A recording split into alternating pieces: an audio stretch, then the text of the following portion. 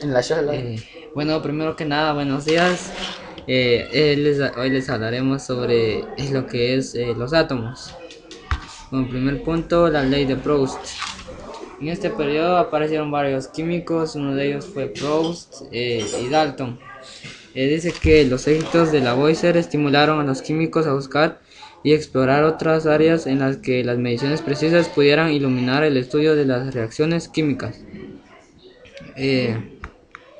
También apareció el químico alemán Jeremías Benjamin Richter, que nació en el 1762 y murió en el 1807. Dirigió su atención hacia estas reacciones de neutralización y midió la cantidad exacta de los diferentes ácidos que se precisaban para neutralizar una cantidad determinada en una base particular. Habían dos químicos franceses, estaban empeñados en una incondenada batalla para ver si esta suerte de exactitud existía no solamente en la neutralización ácido-base, sino a través de toda la química. También apareció la Revolución Francesa, donde utilizando análisis cuidadosos y concienzudos, Proust demostró que en 1799 que el carbono de cobre, por ejemplo, contenía cobre, carbono y oxígeno en proporciones definidas en peso, no importando cómo se hubiera preparado en el laboratorio ni cómo se hubiera aislado en las fuentes naturales.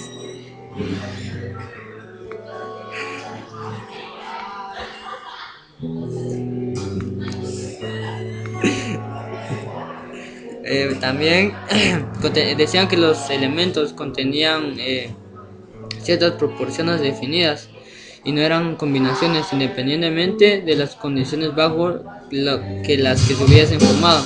Esto se llamó la ley de proporciones definidas, a veces ley de Proust. Y ahí fue como se empezó a desarrollar lo que era la ley de Proust. Proust también demostró que Berthollet, al presentar la evidencia de que ciertos compuestos variaban en su composición de acuerdo con el método de preparación, se equivocó por culpa de los análisis poco precisos y por el uso de productos que habían sido purificados insuficientemente.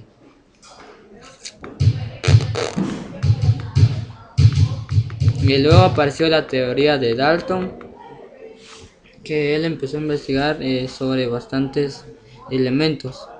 El químico inglés John Dalton nació en el 1766 y murió en el 1844.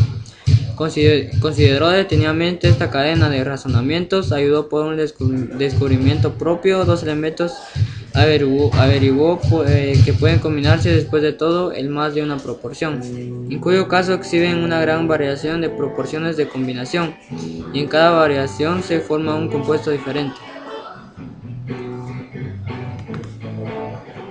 Un ejemplo sencillo fue que los elementos carbono y oxígeno, las mediciones muestran que 3 partes de carbono en peso combinarán con 8 partes del oxígeno para formar dióxido de carbono.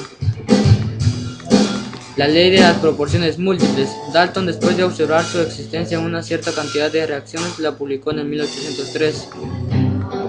La ley de proporciones múltiples encaja limpiamente con las noticias de los atomistas. Supongamos, por ejemplo, que el peso de los átomos de oxígeno sea siempre un tercio veces el peso de los átomos de carbono.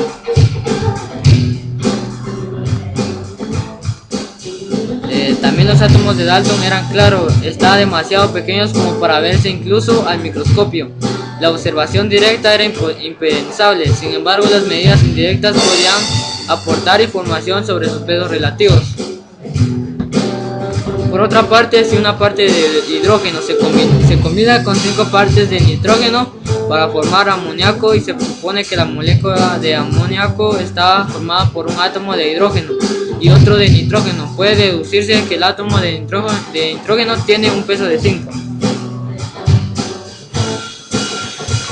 También apareció el físico italiano Alessandro Volta, que él empezó a investigar acerca de todo lo de electricidad y de las baterías de las celdas voltaicas.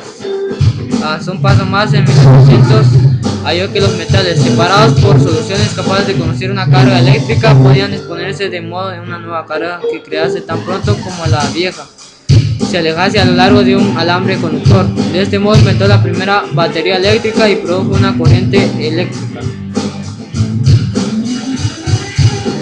Esto fue todo. Y ahorita vamos con mi amigo detrás, con la hipótesis de Avogadro.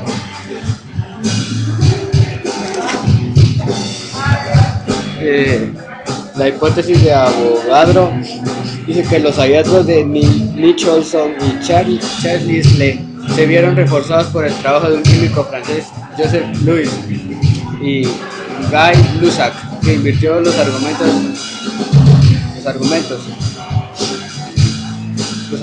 y descubrió que dos volúmenes de hidrógeno combinaban con un volumen de oxígeno para dar agua. Llegó a averiguar de hecho que cuando los gases se combinan entre sí para formar compuestos, siempre lo hacen en la proporción de números enteros pequeños. Guy Lussac dio a conocer esta ley de los volúmenes de combinación en 1808.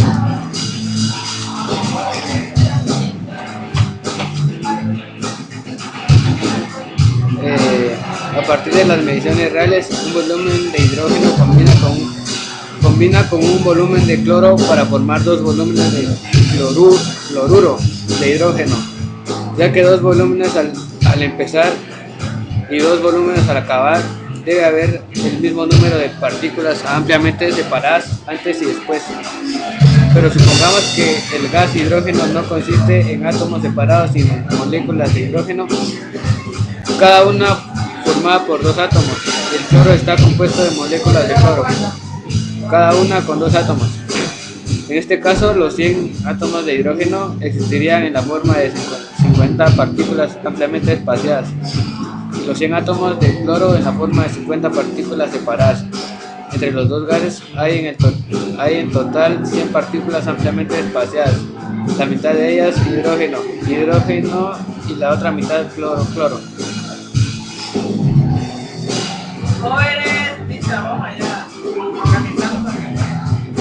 El peso y símbolos. El punto decisivo llegó con el químico sueco John Jacob Berzelius.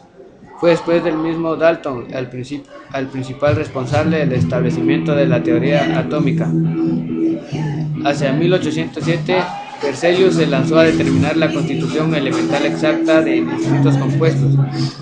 Mediante cientos de análisis proporcionó tantos ejemplos de la ley de las proporciones definidas que el mundo de la química no podría dudar más de su validez y tuvo que aceptar, más o menos gustosamente, la teoría atómica que había nacido directamente de dicha ley.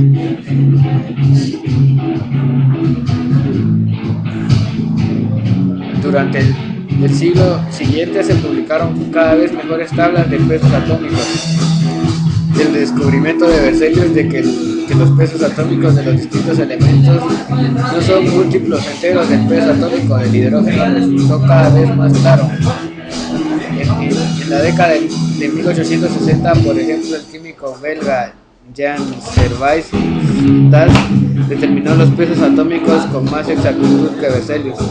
Más tarde, a comienzos del siglo XX, el químico americano Theodore William Richards, tomando fantásticas precauciones, encontró valores que podrían representar la última aproximación posible por métodos puramente químicos.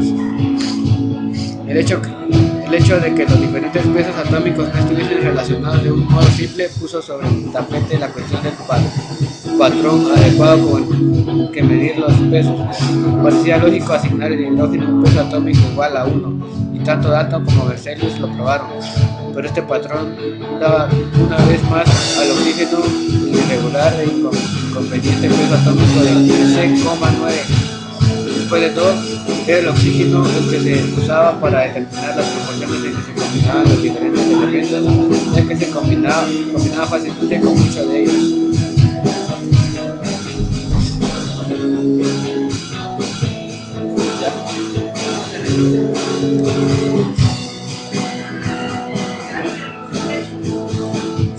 Esto fue todo de los átomos, y lo que aprendimos fue que ya empezaron a encontrar la estructura molecular de cada elemento.